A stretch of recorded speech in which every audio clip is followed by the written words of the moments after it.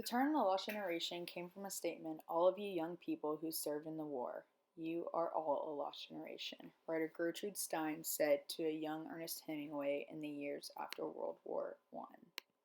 The Lost Generation is a group of American writers who came of age after World War I and established themselves as writers during the 1920s.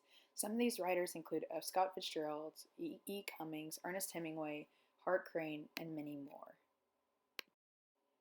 This generation was described as lost because of the disillusionment felt by many after the World War, but especially intellectuals and creatives.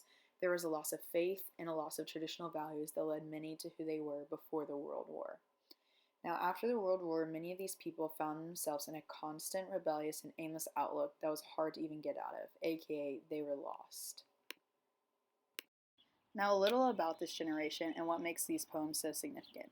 A lot of their work is centered around a couple of themes.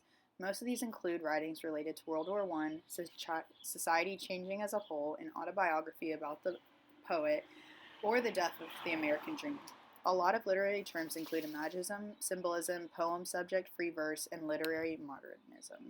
Now, a little about one of the most famous writers during this time, Ernest Hemingway. Now, he made a reference to the lost generation in his novel The Sun Also Rises, but in one of his poems named Advice to Son, it goes as follows.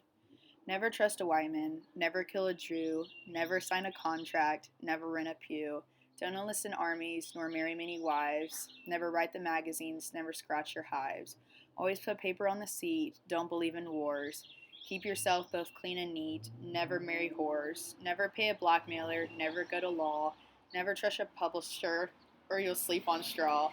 All your friends will leave you, all your friends will die, so lead a clean and wholesome life and join them in the sky.